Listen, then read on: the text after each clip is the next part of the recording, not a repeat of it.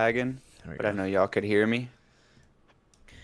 Welcome back, everyone. Episode 45. A little late night action here. The boys are working all day, working all winter, grinding all summer. So we're back. A little late night stream for you guys. Welcome in Pram. Me and Pram were just talking about some networking, talking about connections, new people that we're connecting with. Pram, you want to give a little rundown of a new little adventure you're going to be having here soon? Yeah, so we just joined it because it actually worked out perfectly. Title of my stream is developing the network.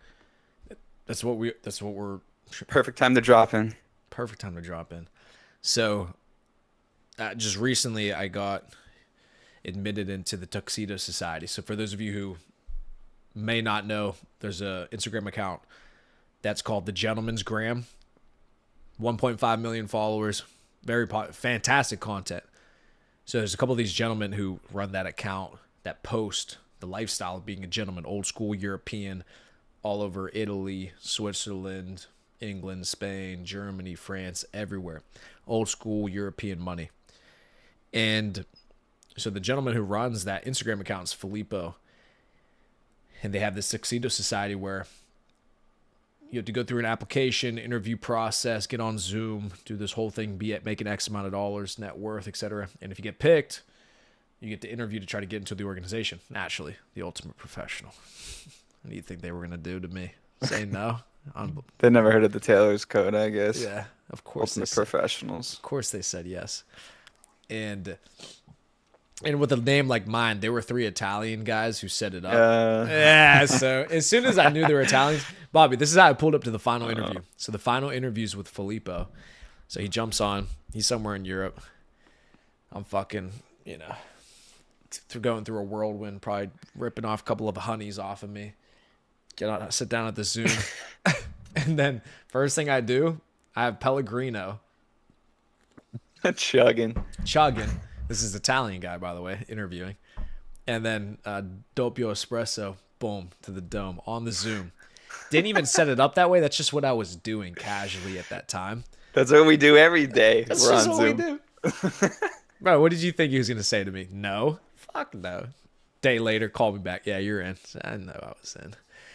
So I wired him the money and got into the network. And now, so basically, we get access to private events all over the world. So, when you want to go to something like the Grand Prix in Monaco, this is not an event that you could just show up to, have a yacht, be able to go to the private parties, after parties, etc. You got to know people.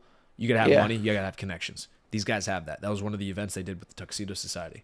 And so they have these events and trips, exclusive trips planned all over the world once a month. And when you're a part of the society, you're able to show up and indulge in that lifestyle, be a part of that network. And so it's you got to pay a decent amount of money to be able to be in it. So that's how I also know all the people in here are high level individuals because they're being able to put that type of money aside just to join something like this and then have to pay more money on top for the trips themselves.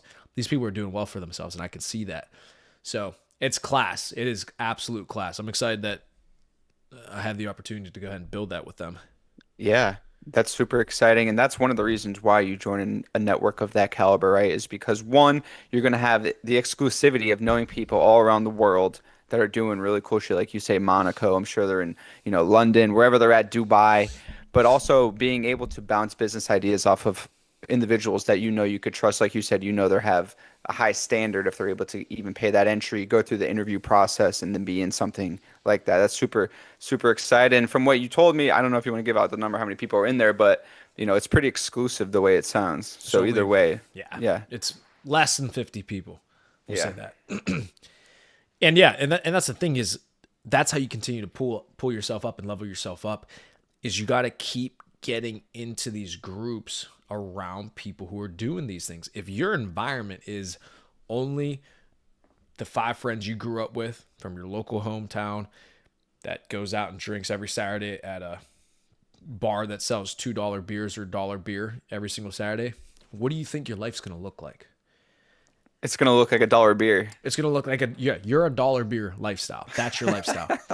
When I go on trips with these individuals, with these gentlemen, guess what? I'm going to be in a tuxedo, tailored suit, brioni, and I'm going to be paying $100 for a martini. I don't even fucking drink it. I won't even drink it just for the pictures, right? That's the life that I want to live. That's the life that we're gonna live. So that's why I joined. Yeah, it's super exciting. I'm super excited. I've never been to Europe myself and planning a trip. I don't know if I told you officially in August, going for a nice 10 days south of France. Super excited to check that out.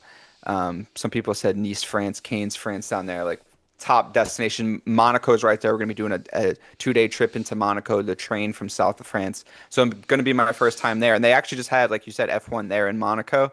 And some people that we know in Tampa were in France at the time, and they said it's just so beautiful. So I'm super excited to get out there. We got to start enjoying the fruits of our labor.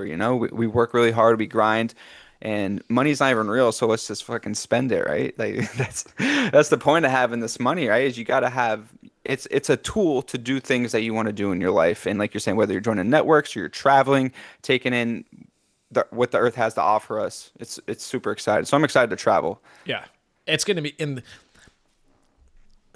Freedom is being able to do and say what you want and go where you want when you want to. So if you think you're making a bunch of money or you're working some type of job, but you can't say what you want to say, you can't go where you want to go, you can't work where you want to work, are you truly that free? With the Hmm. internet, that's why it's so important to be able to learn how to use AI to make millions of dollars. Is so not only do you make millions of dollars, but you can go work and do whatever you want. Our business, the Taylor's Code, is virtual. Crypto, which about to go on a fucking disgusting bull run, took a while, but we do. Market cycle wasn't over. Uh, that's gonna fucking run to Valhalla, all online money. The insurance industry, the brokerage that I just opened, all of it is fully virtual. You can do it from wherever you want. Hmm. That's the type of business you want to be in.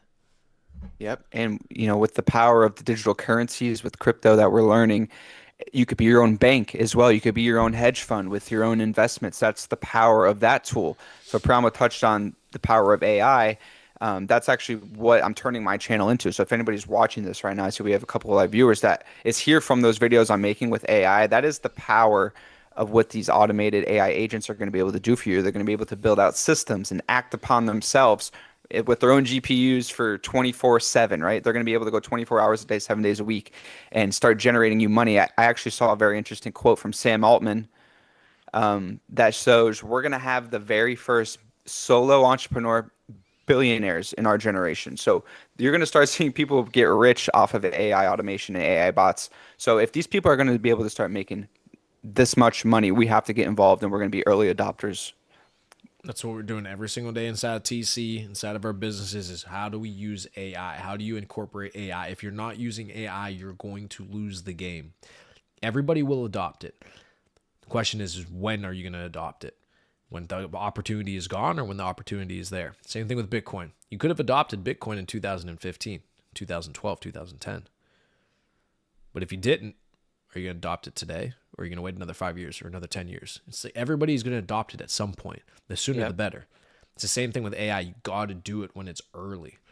Oh, I don't know why AI fucking made this come up, but Zavatrilla, I hit him. Did I tell you I hit him last week about doing a gentleman's code?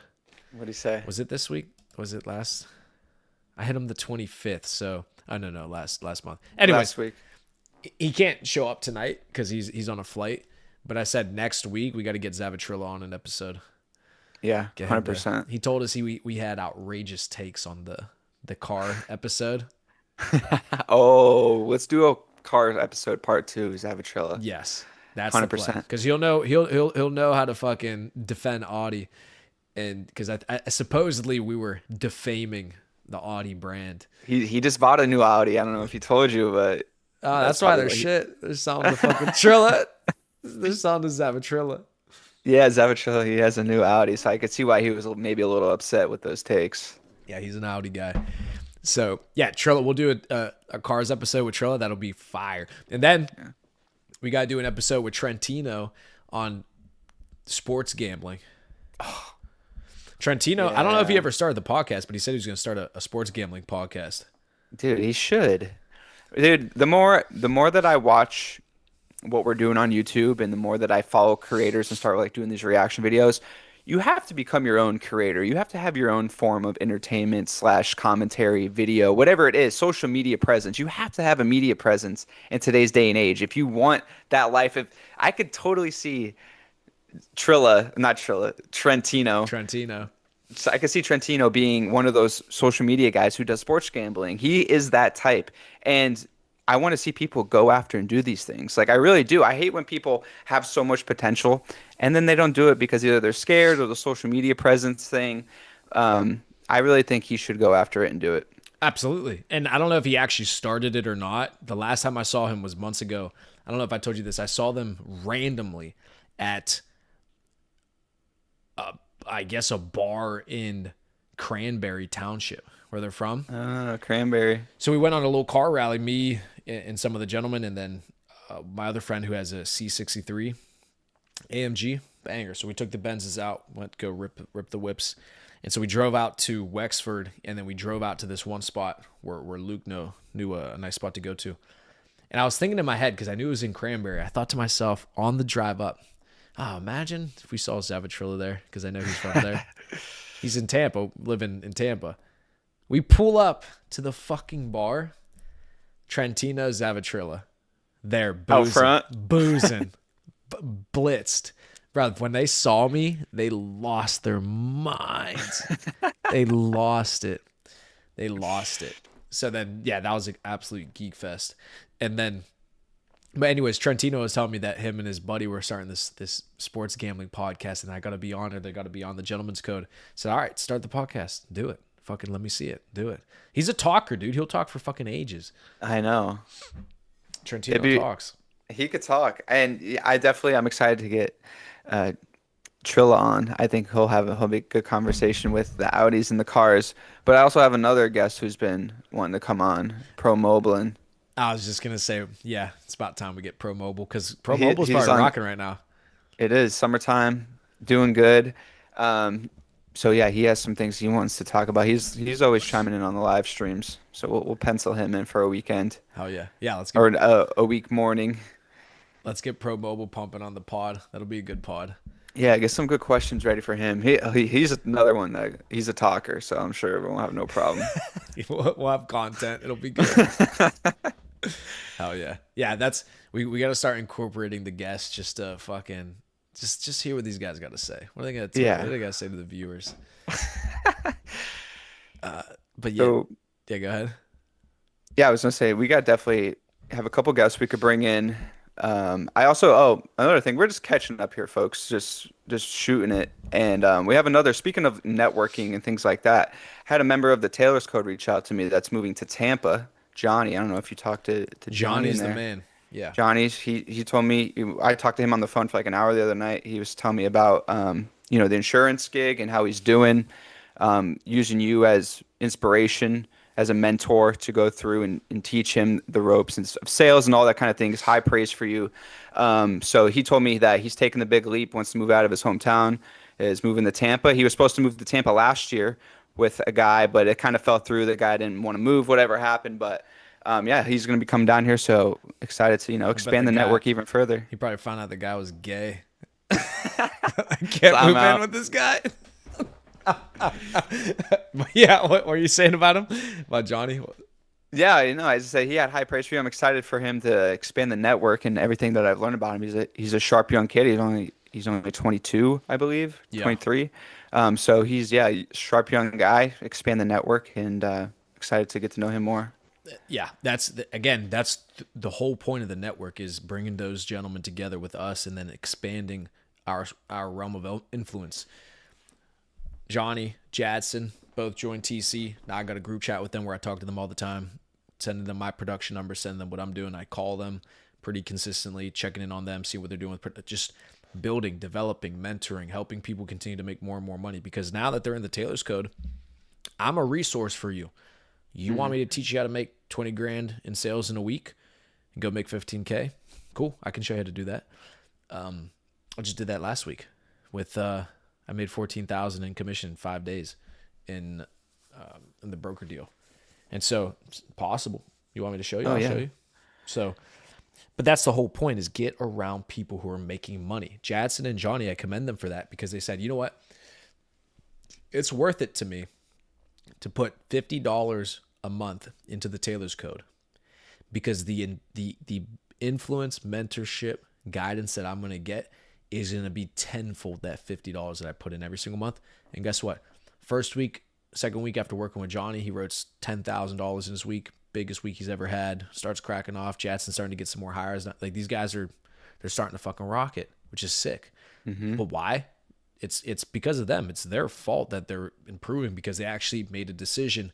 Let me go look for better information. Let me go look for more people who are having more success, so I can raise my lid. And that's what's happening. Uh-huh. You could spend your time doom scrolling, or you could actually be part of a community that's chatting and networking, trying to get better at their crafts every single day, implementing new technologies and bouncing ideas off of each other. That's the whole point of the community. That's the whole point of networking. That's why we do this.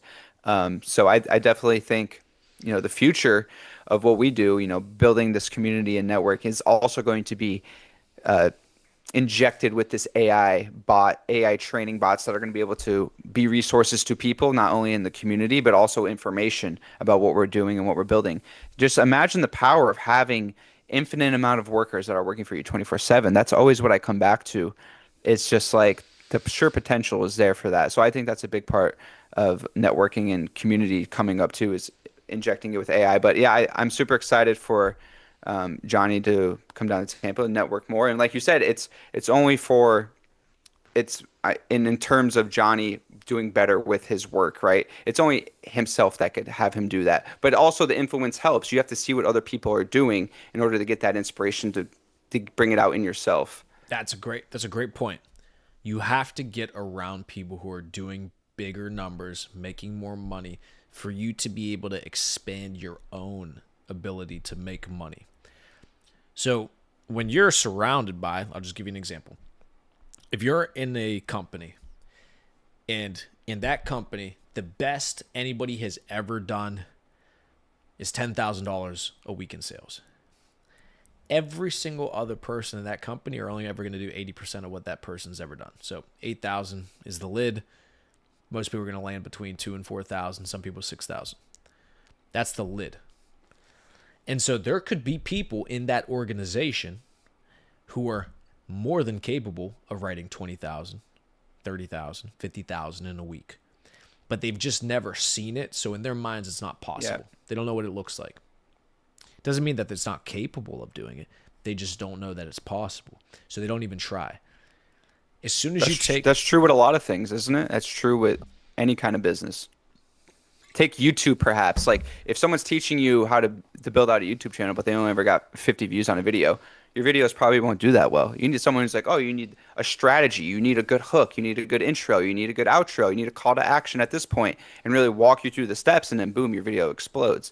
But it's somebody who's only ever gotten 100 subscribers and so many, they can only teach you so much. yeah, So just, another example. the best example of this is the 4 minute mile. I'm pretty sure we've talked about this before. You I know think that we story? had. Yeah. Where the first time somebody ever ran a 4 minute mile, it's back in the early 1900s, nobody thought it was possible. They didn't think it was humanly possible to run a sub 4 minute mile. First guy finally does it, runs a sub 4 minute mile. Within a week, 3 more dudes did it. It's the mind barrier. They thought it was impossible for human beings to ever accomplish such a feat. Guy does it, 3 other people do it in the next week. I don't know the exact number, but it was something ridiculous where just right after he did it, a bunch of other runners started doing it. So it's just the law of the lid. It's the first rule of leadership. 21 Irrefutable Laws of Leadership. John Maxwell, you need to read that book. First law is the law of the lid. The leader sets the lid. So if you want to improve your income, for example, myself, I still want to continue to make more and more money. So what do? I join Tuxedo Society. I have people like Bobby around me. I have other people like Logan around me, etc., who continue to show me what's possible from an income perspective, from a fitness perspective with Logan. With you, Bobby, you showed me what was possible with AI because of some of the coding and shit you were showing me after one of our streams. And that's when it Yeah. gave me the idea to say, well, then let's build a trading bot. Or like Yeah, it's being there's surrounded by people who are doing shit. So then you're like, oh yeah, that's what you can do. yeah, that should be your goal for every aspect of life. Like you said, fitness, relationships, working out, being close to your parents, whatever it is. You should have someone close to you that inspires you to be better in every aspect. And that's why when I write out goals too, I make sure I write for every aspect. Financially, fitness, relationship, being close to God, your parents, whoever it is. You should have different aspects that you want to be better in and someone you should look up to get you to where you want to be. That's why I like networking. And here's the thing with networking in 2025, right? We do so much of the networking over the computer these days, right? Connecting with people via calls or FaceTime, however it is. So you really have to put in an extra effort to want to connect. And I feel like that's where some people get lost is that they want to go out and network. They want to meet people to be better and do all these things, but they don't know how to go about it in the digital age. And I think that stops a lot of people. And I'm saying, I think the digital age absolutely helps us, right? I think me and you being able to do this right now, even though we're a 15-hour drive away from each other is incredible, right? That is the beauty of it. But most people don't use it that way. They're not trying to do this. They're not trying to get better. They're not trying to get on calls and make themselves better day in and day out and actually put in the networking that they need to. Everyone could be better at this, and everybody could be better with the digital age, with in-person networking as well. That's why I think what you're doing with that group is so impressive because now you actually have a physical location where people could go and meet, talk in person, network like this. So that's the balancing act in today's networking problem is the real world versus the digital world, which is where the money is these days, right? You need to get people to land on your page and to do a transaction with them in order to make money. So how do you do that? Most of the time it's through the digital age. Unless you're going to a physical store, you're not making that transaction. And that transaction is ultimately what you're looking for, whether that's happiness or whether that's money, because you want to connect with somebody and then monetarily there's a transaction, whether you're buying a cup of coffee, whether you're buying a course, a mentorship from someone, you have to have that connection first. So I think people could be better at networking digitally. For a lot of people that maybe can't get over the hump with certain things, you have to network harder online than you do in person just because there's the stimulation is too high. There's too many different options, too many different routes. So that's where I see an opportunity for people to be better at networking. That's a great point because you can get away with so much digitally now that you see how it's harming people's ability to interact in person. Hmm. Again, identify the edge that you can gain in life. Well, if everybody's digital, yes, be good at using digital networking, digital AI. Yeah, of course, be competitive in that realm. But don't forget about the physical realm because at the end of the day, we're still not in a reality where we're all quite literally in a computer simulation and you could just fucking wish your life away and go be somebody else because you want to be Iron Man in the fucking ether or whatever. We're not there quite yet. It is gonna come to that. As people on Instagram and TikTok. Yeah. Well, fair. Yeah. True. True. True. So, but there's still a physical world that we live in. So at some point, everything has to come back to the physical world because you can't live your entire life digitally. No matter how rich you get, no matter how much enjoyment you get out of video games, etc. At some point, you got to come back to the real world. So, what's the point of being so amazing at making money and networking and doing everything digitally when in person you can't even talk to a girl? You can't. You're afraid. What if I say hello to her and she chokes me out? Imagine being afraid to talk to a girl. Oh my. Anyways, but my point is you got to still be competent in the physical realm. So that's why I go to the gym every fucking day because I want to be fucking shredded so that in the physical world, I can enjoy the fruits of my labor after going to war into the digital world. I can still go enjoy everything I've accomplished in the real world because in the real world, I still want the Lamborghini, the Ferrari, the six pack, the women, the children. I want it all. But you can't be a fucking coward and hide in the digital world just because it's so Mhm. accessible now. Yeah, that is the thing. People get lost in it. It's still that place where you have to go to earn an income, and then like we said, how did we start the stream by saying the money's not real? We'll spend it vacationing, traveling, experiencing the real world. That's literally how we started the stream talking about that. So full circle right there, right? So use the digital world to network, to meet new people, to generate incomes in different ways, cryptocurrency, online businesses, mentorship, programs, consulting, whatever you want to do. And then turn that into real world success. Like Pramo said, Ferraris, Lamborghinis, the Bentley GT, whatever Wo- you want. Women, class, power, influence, right? These are the things that you want. These are the things that are keeping you depressed and anxious, is that you're not actually achieving any of the things that a man needs to achieve. The testosterone that's coursing through your body, if you even have anything left, these fucking femboys, if you have anything left in your veins, that testosterone wants you to compete, to win, to succeed, to achieve, to do difficult things, right? Testosterone is the what allows you to enjoy difficult behaviors, right? You have to go do difficult things to actually experience real life. You can't get that experience from just being on the computer all day. It's not going to do it for your mind. This is why people's minds are continuing to go further and further down the rabbit hole. And with anxiety and depression, is everybody's trying to find their escape in the screen, as opposed to understanding that, no, you got to go out into the real world, actually do something difficult, actually exert some of that energy, attempt to conquest, attempt to succeed. And when you start to accomplish and overcome those difficult things, that's where all the anxiety and the depression goes away, because you fucking got it out of your system, Yep. right? Yeah, that's a good word you said. There's been a quote floating around about anxiety. I don't know if it was I think it might have been Jeff Bezos that said it. It's a quote. Could be either any one of those billionaire guys, but they said anxiety is just the fear of knowing you could do better, right? It's just like I should be doing this, but instead I'm doing, sitting on the couch watching TV when now I'm anxious because I know I should be doing this, which I know is going to make my business better, which is going to make my YouTube channel grow and make me more money, make me happier in terms of money, but I'm not doing it. So that's why I get anxious, and that's why I do that. So I've been seeing that quote pop up here every once in a while. Um, And you but gotta yeah, sorry, where were you going? no, and you gotta do something that's actually gonna pull that out of you, that hunger to actually conquer. If you're not waking up excited every single day and ending the day with the feeling that, wow, I did so much, but I could have done more, or I should have done better. If you're not living every single day like that, it's because you're in the wrong situation. You're in the wrong environment.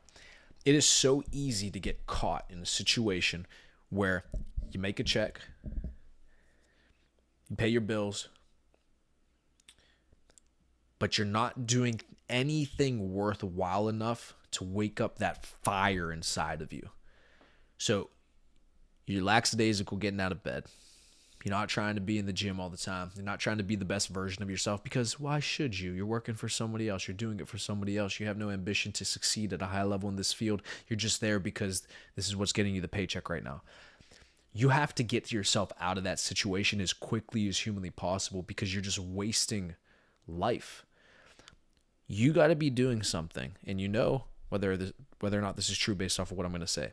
You need to be doing something where you can't go to sleep at night because you're so excited about the next day, and you can't wait to jump out of bed in the morning because you got to go do or get back on the mission that you're on to go make millions and billions of dollars, because there's just no time to waste. You want it now. You want it yesterday. Like, that's how I feel.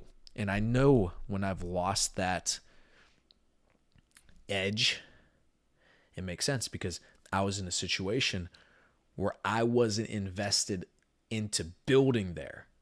Hmm. I got to get It's out a of the good situation. feeling. That's a good feeling, knowing that, okay, I could get out of this situation now and go after something I truly want. I've been there. I felt that exact feeling. It's like, all right, I'm kind of dying out here, not feeling like I should, and then go do something different. And that's when you feel amazing. Like you say, you wake up out of bed, and you're like, wow, I will love doing this. I've been watching guys on YouTube here that have traditional businesses, laundromats, just different things like that, little stores, little convenience store shops. They're the happiest guys you'll ever meet. They wake up out of bed, they go to their laundromat, go to the coin machine, it's stacked with fives, 20s, singles, right? And they're unloading their coin machines with all their cash. They're the happiest guys I've ever seen. They run these small businesses.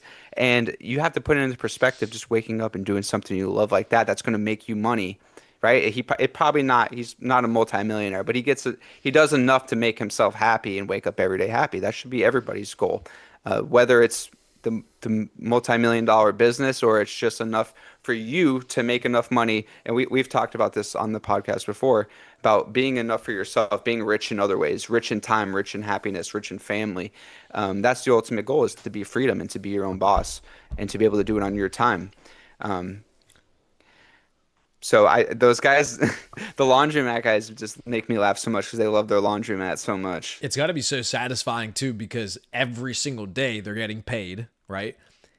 And it's physical, so it's physical cash, physical coins. You get that instant gratification of, oh, I just acquired more, right? Instead of just seeing the numbers in your bank account go up, which is nice too. Don't get me wrong, but yeah, it's just got to be such a satisfying business to be in because it's just hmm every day you got cash coming in and it's cold hard cash. You take that shit, you throw it under the mattress. You don't tell the government about it.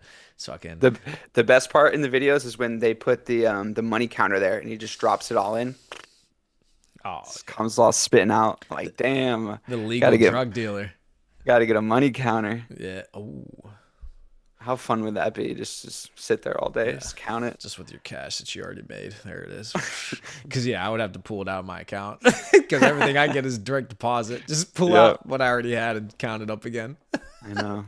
So yeah, that those kind of inspire me to want to like make enough money in the digital world that I could start investing in real world businesses that'll actually pay off like that. It'll be a business I could run for the next 50 to 100 years, laundromats, all that kind of stuff. I really enjoy those. Yeah, there's a lot of value there, too. For sure. There's a lot of value in physical businesses. Touch free car washes, Oh, money printer. Dude, I go to the one once a week, go take the GT, touch free, boom. And there's no dude there doing anything. It's just I show up, I click the button, I put in my card, automatic, everything. Dude's just printing. 15 bucks a pop, 15 bucks a pop. 18, 15. Easy. Every time. 15. Give me the fucking top tier clean. Boom. And probably 25 to 30 a day, maybe on a nice day. 25 to 30 a day. 25 to 30 what? Cars going through Oh, yeah, yeah, yeah. on a nice day at least, right? On a weekend for sure. Oh, yeah, yeah, yeah. No, no, you're right. Yeah. It's got to be. Because I've been there when there's been a line of fucking 5, 6 people at when hmm I showed up. So yeah, for sure. Yeah, That's a good good money. Yeah, it's a good business. You got to just have the upfront cash. Another great point. You got to stay cash. You got to have cash. Especially in my industry. I see it all over my industry. Everybody spends everything that they have. Really? Everything. And now, listen, don't get me wrong, these guys are making some fucking cash, but they're spending it all. And this is the mindset they trap you in, especially these companies where they have captive people and they just want to keep you there. I mean, anywhere, I'm sure it works like this. Anything that's finance related, stockbrokers, any type of, I'm sure all of them do this. Get you to spend all your bread, make you go sell more, right? So these dudes will be pulling in half a mil a year, 2 mil a year, and they think they're on top of the fucking world, but they spend everything. And when you have no cash, you have no leverage. Why?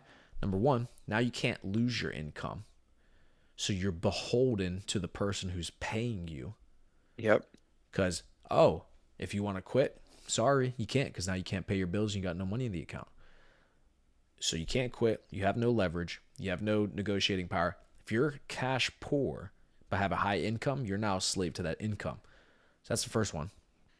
Two, if you have no cash, you have no ability to take advantage of opportunity when it presents itself.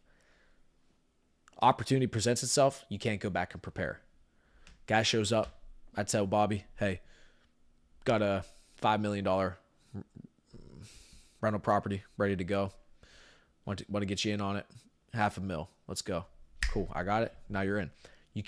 Somebody can't say that. You can't have that opportunity show up and then you say, oh, hold on. Fuck. Okay. Give me a year to go save up a $500,000 and then I'll do it with you. It's over. It's too late.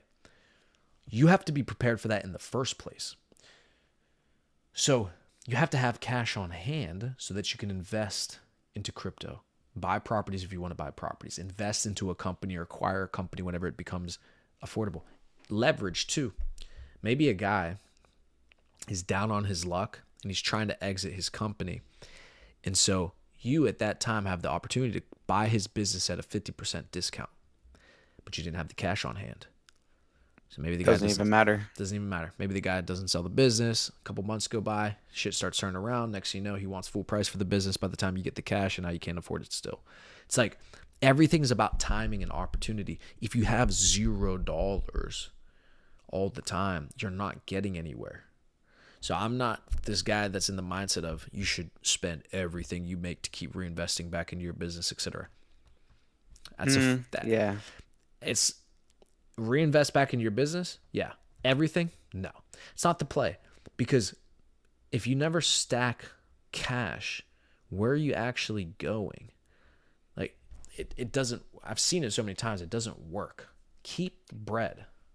You got to model your business model off of what the largest companies do. And look at the largest companies in the world's cash pilings, and it will astonish you. Apple, like 50 billion, Microsoft, 40 billion. These companies hold billions and billions of dollars in cash. So when the opportunity arises itself to buy a new company, for Apple, maybe it's I don't know. It could be anyone, a TV company, whatever. They go out and they could acquire these companies' software. They're really big into software now. They're just acquiring software companies, gaming companies, Apple TV buying other TV rights, right? So they're seeing opportunities and they're buying out their competition with the cash that they have on hands. They're leveraged. They're leveraged in the market because they're the big players and they have the most cash to spend. Great point. When Yeah. and when you're a company that doesn't have any leverage, maybe you have all debt, right? You're begging someone with leverage to come and take you and help you because as soon as they buy out your debt, boom, you're set free. So you have to rely on cash to help you buy out of situations. And I think what Priamo said was so true, and that was a great point about the leverage, like having the leverage, um, because even when the timing does arise, like because timing is everything. This situation might not happen in a year, it might not happen in 2 years, but then it happens in that third year. But if you spent all your money on some dumb shit in the first 2 years, then it doesn't even matter because that third year it's all gone, and now you don't have the leverage. It's taken away. It's in that Ferrari that's going to take you 6 months to sell. Yep. It's another great example. COVID crash happens. Who made all this money off the COVID crash? People who had cash to then buy everything at the lows and then let that shit just go V-shape recover. What happened again just earlier this year? If you look at the chart compared to COVID and what just happened with the tariff nuke at the beginning of this year, the S&P looks identical. A straight V-shaped recovery. Outrageous. Who made all the money? People who had a bunch of cash on hand, bought the shit out of everything at the lows, been up only since then. If you look at, dude, it's hilarious, the S&P chart, that it's identical to the V shape from COVID. If you So look at you, it. you know whose moves I'm interested to see? You remember there was a certain billionaire that we were kind of following at the end of last year when he sold everything. You know what I'm talking about? Warren Buffett. Yeah, so what did he end up buying during that dip? Because I knew he got back in on that dip. Yeah, he moved. He was starting to move all of his shit into bonds. Is he still in bonds? It's a good question. Well, yeah, because he moves on a higher time frame. So yeah, he's still Hmm. definitely in bonds. And so people were making the argument that because he was moving his shit into bonds, that we should get out of markets. I might just fucking kill the stream.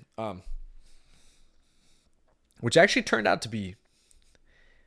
did turn out to be correct in the short term. He Hmm. did time it well. He Yeah, did. he did. So he did time it well. But the argument people were making against completely just copy trading Warren Buffett is that he's moving with billions and billions and billions and billions of dollars Yeah. of liquidity. He has to time things differently than somebody who's got fucking 10,000 in the market or 100,000. Because when you have that much liquidity, you need to exit. It's not as simple as just putting in a market order sell for $10 billion and somebody just picks it up. No, you have to, at that level of liquidity, somebody has to pick up your order. Like, Yeah. Jeff Bezos sold $800 million over the past 2 years. So he's been breaking it apart into quarters. So every quarter he's selling like 100 mil. It's going here. And Amazon bought back a bunch of it as well. So over the past 2 years, he's sold like 100 million each quarter. So it took him 2 years to sell out probably, I don't know, what is that, like maybe 10% of his position. Right. Yeah, it takes time because this is real cash. When you liquidate a portfolio that size, I mean, you still need real cash from somebody to buy your shit. Like it's still somebody's got to buy it. So yeah, so he has to move on a higher time frame because Warren Buffett, he's planning for a recession on a higher time frame. So that's why he's starting to remove himself out of the markets now because he can't do it. Like, he didn't sell into bonds just because he knew that the tariff nuke was going to happen. No, that's not why he was selling. He's in preparation for 2026, 2027 when we get this big fucking, we're probably going to get fucking smoked in the next bear market. He's preparing for that. That's why he's getting out. So, yeah, he's playing on a completely different time frame. So people can't just copy trade him on a daily or weekly or monthly basis when the dude's making a decision in December 2024 because what's going to happen 3 years from now, right? Yeah. And the portfolio of Berkshire Hathaway is so diverse that it's still going to be fine through the downturn. It's just a matter of his personal, his personal side of the business, his decisions, whatever he's doing with that bond money, because that's not totally all of Berkshire Hathaway, which is what Warren Buffett's most of his wealth is made up of. But he does have other money, like you said, in the bonds. So yeah, he's playing on a totally different time frame. I agree. And for us, the retail, I would consider us retail traders, but we look at it pretty heavily. Um, we have to play at a way shorter time frame because there's just too many gains to be left on the table for us. He could deal with it, like you said, just the sheer amount of liquidity and money he has. He's playing on different margins than we are, so his ROI is way different. Yeah, and we played it to the T. We said next leg is coming. Who knows when, but it was coming. And Bitcoin looks like it's about to break out. Equities just broke out to new all-time highs. Yep. So it's game time, baby. It's game time. Bull market continuation confirmed. Tariffs are coming to an end. Wars are coming to an end. Everything that everybody was afraid about is all coming to an end. Ethereum, Could yeah, what? could it be the golden age? The golden age. Oh, the Pumpina golden age of America. Is that what he's trying to tell us? The golden age is coming? I think it is. Who's telling us that? Pumpina. Pompino. Yeah, it's He's been coming. saying it. It's going to be the golden age. It's coming. It's now. It's the time's now. We got through all the bullshit for the most part. Did you And see his clip about the tariff money? So I guess this is in Trump fashion, of course, his side of the story. That yeah. he said that he got a call from an accountant, and they said, "Sir, the budget is way off by like $100 billion," and they couldn't get the balance like to budget 100 billion. They were off. They couldn't figure it out, and he said, "Check the tariff line." Sure enough, they brought in 100 billion extra, or it was like 88 billion extra in tariff money that they didn't account for in the past 6 months since they did the tariffs. Pumpine, he's stacking the fucking paper. 100 bill. That's what I'm saying, though. Why are people so. I mean, I know why. I know why. Because it's We Trump who know said it. why. Yeah. But the fact that people are so against and upset with the tariffs is fucking insane. If it was any other business, any other business model, a word other than tariff, everybody would be like, "Oh yeah, charge a fee. You're making money." Da da da da. It's just like if I layman's terms, you're a drug dealer, okay? If you middleman something, so let's say I go, yeah, I'm trying to use, I guess it's not a good example to use us in it. But let's just say, for the sake of argument, allegedly, I go to Bobby for 10 pounds, 10 pounds of weed, right? And I don't even touch the weed. I don't even da da da da. I'm just a connection. I know Bobby can get it. Some guy comes to me and says, I need 10 pounds of weed. Cool. I'll make it happen for you. Make the connect. Pass it. Boom, boom. It goes through me, though. It goes from Bobby to sell it to somebody that I know, so it goes through me. So, what's the analogy? Another country wants to send their products and goods into the US. They have to bypass me to get access to my customer base to then go sell it to one of my citizens. It's the same thing. Well, Hmm. if it's the situation of a drug deal, obviously I'm going to take a cut off the top. Everybody would, and everybody does. So why would it be a bad business model to take a piece off the top from that country who's trying to sell to our citizens? How Yeah, is it this? makes How everybody does? That's every fucking business is middlemaning. Almost every business is somebody's middlemaning somewhere making money. yeah. Well, the main point of everything is that we had to get back to playing fair. The other countries were doing it to us for so long, bleeding us dry, but we weren't doing it back to them. Our treaties were terribly imbalanced. That's the whole point of a treaty is to make sure we have fair trade. And that's why I think I don't know what's wrong with Canada. They can't seem to want to agree with it for some reason. He said that he's done talking to Canada. They're going to get their tariff number in the mail or something. And so I don't understand. I don't understand why Canada just won't make a deal. We should have free trade. There should be no tariff at all between the United States and Canada. I don't know why there is.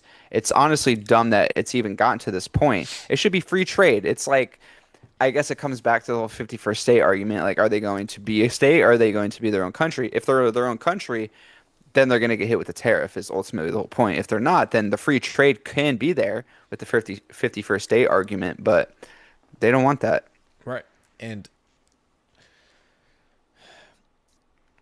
if tariffs don't work, why is everybody tariffing us? My cousin G just went to South Korea. Guess what they drive in South Korea? What kind of cars? Um, Probably Kias and Mitsubishis. All South Korean car manufacturers. All of them. He said that you maybe every once in a while saw a BMW, but pretty much all South Korean vehicles. Does anybody know why that is? Because other countries tariff our products out of the marketplace, so we can't sell them there, but they can sell their products, their cars over here. Hmm. But if it didn't work, then why are all these countries doing it to us? Just use your fucking mind. And so, but yeah, so then these American car manufacturers, they can't be competitive in South Korea. So you Yeah. don't see any American cars in South Korea, but you see South Korean cars in America. Why? Well, because it's not competitive for our manufacturers. Again, another reason you see so much manufacturing, so much business leave the United States, our country has made it uncompetitive for them. So what do? They move their factories overseas. You diminish the middle class. You diminish the ability of your population to be able to make a living. You see now you've hollowed out the infrastructure of the country. You've hollowed out the workers base, the income of these middle class people. That's what you've done. The incentives were put in place. You show me an incentive, I'll show you an outcome. Okay? It may have been malicious, may not have been, but the incentives were get the industry out of our country and don't allow our American based businesses to be competitive anywhere else. So Trump said, "No, we're done with that." Hasn't worked. Yeah. And Trump's trying to do something different, and tariffs are so bad. Inflation was higher under Biden. Inflation was yeah, foolish people. We got someone in the chat spamming fake news. Bobby, help Priamo get a real lady friend instead of his fictitious AI lady friends. He's running out of time to have at least 3 kids. Is this He one of the thinks he is thinks you're going dry down there or something. You're running out of time. ah! Is this the guy who said that I have no kids, so I can't vote or some shit? No, this person's name is just A, Oh, capital nice. A. This guy sounds like a real gentleman, real out there type of character. Hmm. Really putting his identity behind his opinions. Hey, there you go, buddy. But fake news. So probably at the Kamala. White dudes for Kamala. What was it? Hmm. White dudes for Kamala or white Yeah. dudes for Harris. Oh, by the way, how about Tim Walz? We didn't. Did we talk about the fact that Tim Walz's dude killed that congresswoman? Bro, I don't even know what happened with that. They're so hush hush about that. Yeah, because that shit. Hush, hush. He's fucked, dude. Yeah, what happened with that? I did hear about that. So the guy he endorsed Hired. went went and killed that other guy, or the guy he endorsed got killed? No, no. One of the people he had appointed or was working for him had done the murders. Oh, okay. Yeah, that's fucked up. Tim Walz is. You can look at Tim Walz and just know that guy's a fucking fugazi. You can just see it. You can see the disgustingness on him. He's just a creepy dude. Wow. That would have been the vice president. He's a gay dude. He's super gay.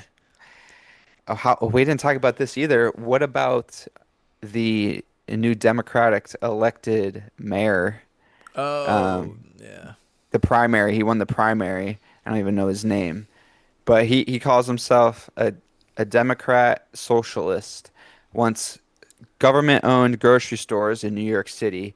Wants to defund the police, which he's walking back on now. Now he's like, I didn't say that. I didn't say it exactly like that. So pretty radical ideas about socialism in New York. Uh, raise the minimum wage to $30 an hour. And he wants to do public housing in terms of government facilities. Like government is going to buy some buildings and then place people in them to end homelessness and things like that. What's your take on that guy? He's a bum clut. Yeah, I saw that. And Pompino was bitching about him too, saying, relax, buddy. I'll fucking spank you right on that ass and shit They'll you the send the fuck up. National Guard in there so quick.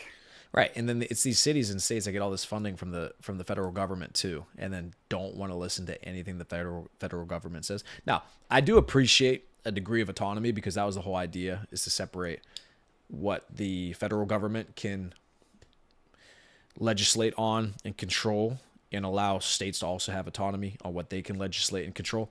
That That's makes the sense. great thing about the states, right? That our founding fathers crushed it with the 13 colonies. It was beautifully designed from the beginning. Yeah, gentlemen, the founding fathers, heroes. Anybody tearing down their statues, calling them racist, this and fuck off. You exist in this country because of them. Have a degree of appreciation for this fantastic opportunity that you have to be in this country. But this country's so bad. It's so racist. It's so da da da da da. Shut the fuck up. Go to Yemen. Go to Lebanon. Go to fucking Sudan, the Congo. Go there. Go there and go fix those countries. They're not Fucking going to. morons. Yeah. So no, I think that's just goes to show the state of the party is they're diving full in to the socialism aspect of it. They have been for years with Bernie Sanders, Elizabeth Warren, AOC, and now this guy. And the thing is, they're not ashamed anymore. They used to be ashamed, and they kind of hid it. That's what they wanted to do. That was the whole climate change hoax. That was the whole no more billionaires. Who are you to say how much money someone can have? You have no right to say that. That just because he's a billionaire, he's a bad person or he's not allowed to exist. Like no, people can make as much money as they want. So they're diving full blown into socialism. And I actually saw a really interesting theory about this is when people get to a certain point in terms of philosophy that their ideologies are dying, they become more radical. So we've been seeing this out of the Democratic Party for the past couple of years, like with the characters I just mentioned, Bernie Sanders, Elizabeth Warren. They're becoming so radical with their ideas that nothing is grasping on anymore. But something that can grasp on and has grasped on in the past was National Socialism. The state becomes state sponsor of goods, services, right?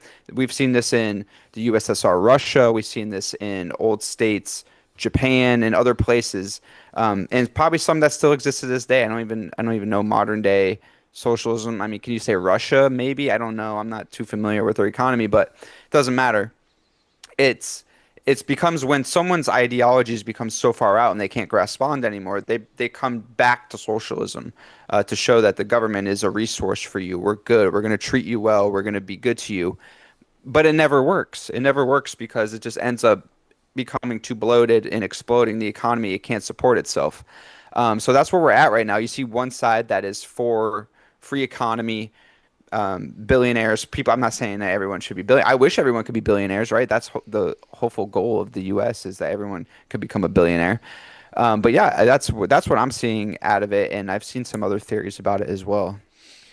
Yeah, and I agree because that's the whole idea that they had with bringing in illegal aliens is a socialist or yeah, socialism. We'll just pay for everything for you to buy your vote when you eventually get your citizenship, or just allow you to vote for fucking Fugazi Fugaz because we're not gonna allow voter ID. That's that's such a fucking scandal. I mean, what a scandal that is. Outlawing voter ID is fucking blasphemous. The more that you think about that, and look, that is so ludicrous that you would outlaw even allowing somebody to show you their ID before they go to vote for a federal election. It is It makes no blasphemous. sense. Blasphemous. Oh, let's just outlaw IDing people for alcohol. Let's outlaw IDing people for government documents. Let's outlaw IDing people for their passport. Let's outlaw whatever. Let's outlaw it. You don't need it. What do you need your fucking ID for?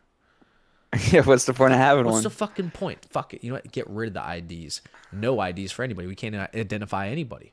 Everybody can be whoever the fuck they want to be. In what world? Like, this is the. It's racist. How fucking retarded. But that's the thing, is the people who promote those ideas in the left party or in the left wing party, it's not that they believe it.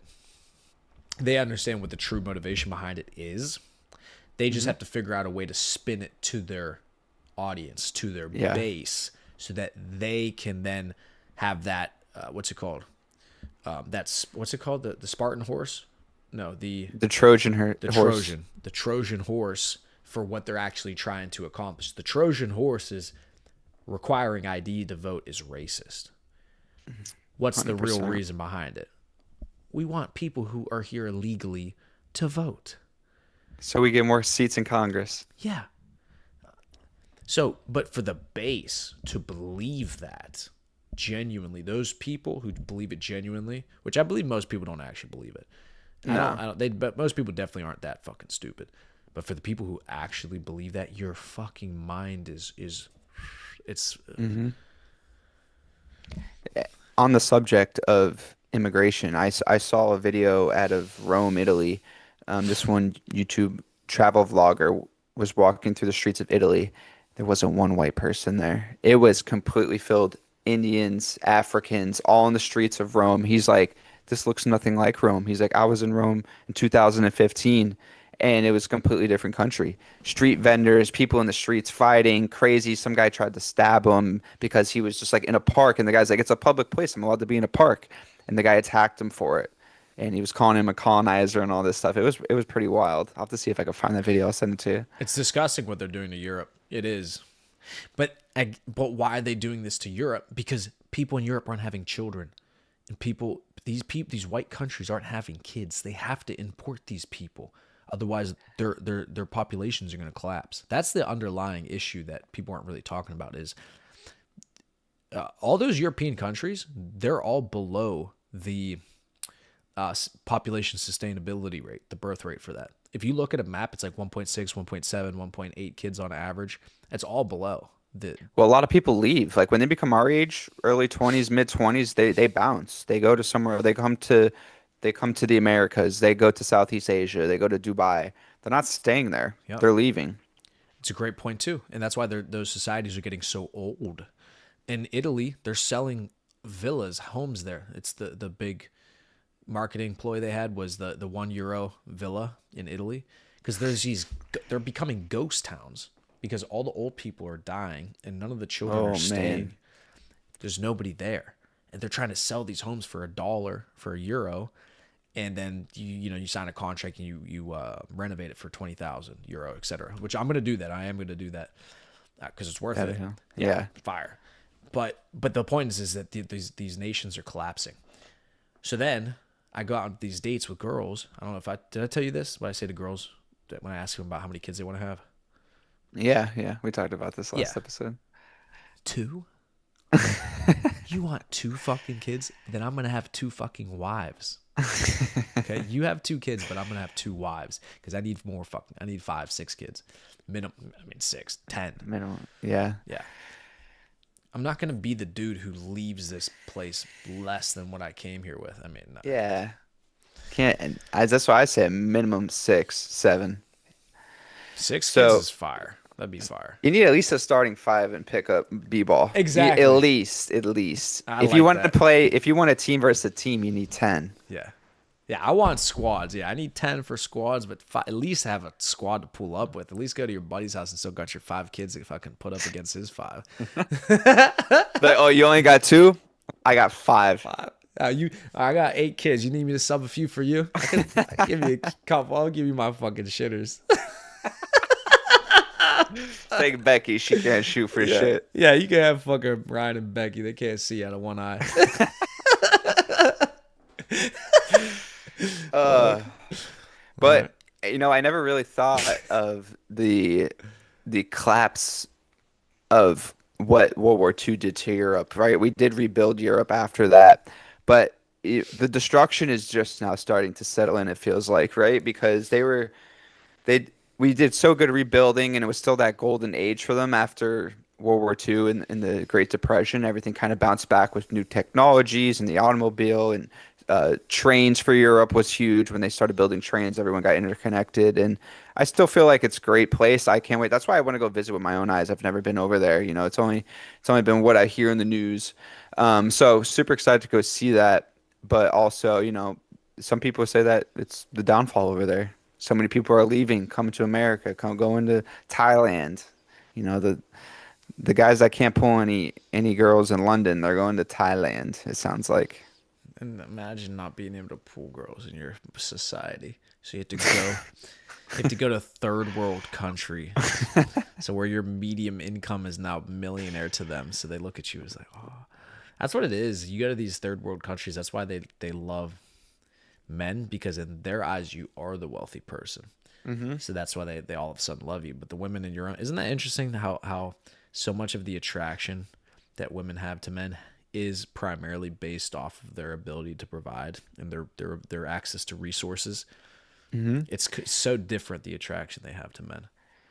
It's crazy too because we we in the United States are so I feel like out of touch with what the rest of the world does, right? Think of like you're saying the women, the things you see on social media out of their mouths is just insane some days, right? So it's like the way they talk, they would never say that in any other parts of the world. Like the way these women talk is just outlandish. So I will not marry. You can't marry like a modern American American girl. She's got to be at least immigrant parents. Even if That's what I got. exactly, that's what I'm saying. That's the best play. That you have to get a girl with immigrant parents, or she was an immigrant. It's the only way if you're gonna find a girl in the U.S. Otherwise, no. Or Not. you got to put on some of that back road music, go down south, country Oh yeah, style. find you a Bible I belt, feel like honey. that's your vibe. Country bitch. Yeah. No. What? You think? No, you're I think joking. no, you No. just don't know it yet. It's the What? thing. You You think I haven't would? got you haven't got down there in the mud enough. I need to Put get your down there in the Everglades and find me a You gotta swamp go put honey. your boots on. Bro, country girls would make me sick. For sure, Me not too, a honestly. chance. Not a chance. I like fucking Lebanese girls. Okay. Lebanese girls. Every Lebanese girl I run into, I fall in love. Lebanese girls are my favorite, I think. Lebanese or give me a good Colombian.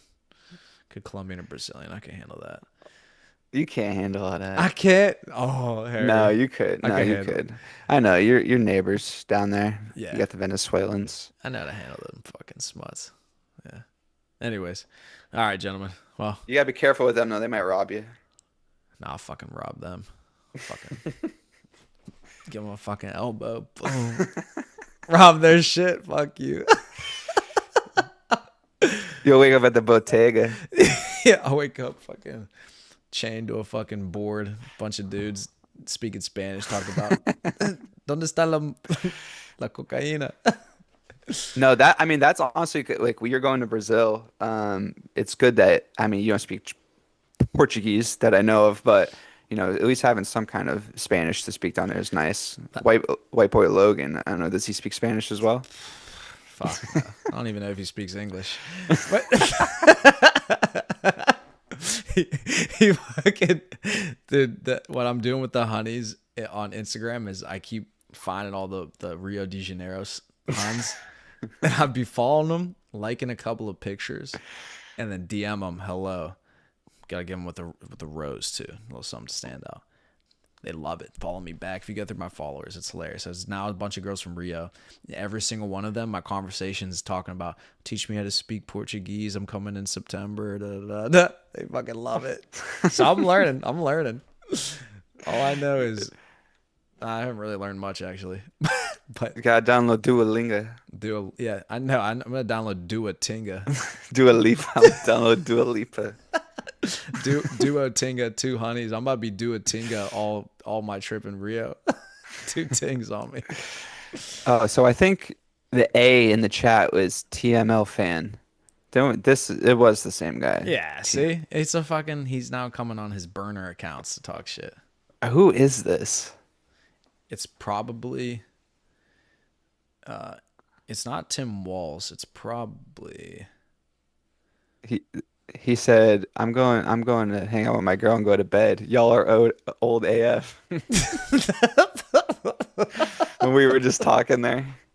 y'all are old AF. Bro, I don't know how those guys do it, those streamers do it with like thousands of people in there just fucking talking shit, just You're fucking ripping the yeah, ripping the shit just apart. the streams just flying by of people talking shit. Fucking hell. All right, Harry. Hilarious. Well, All right. I think that's a stream right there, huh? Yeah, I think that's it. Thanks for joining us tonight, guys. We'll be back next Wednesday with another episode of the Gentleman's Code. Appreciate you guys being here. Go check out our link in our description, the Taylor's Code, if you want to join the community that we talked about throughout the video. Make sure to subscribe. If you guys made it this far in the video, absolutely, you better be subscribed. TML fan, I know you're subscribed to. You're in here every chat now, so Hey, the haters, they bring the fucking traction, baby. Come bring your boys, come talk shit. Tell them to subscribe. Tell them to get in the chat, talk shit. Fucking TML fans, virgin for sure. For sure. all right, guys. We'll see you next week. All right, peace. Well, let me do a Mr. Producer. Y'all are old AF, he said.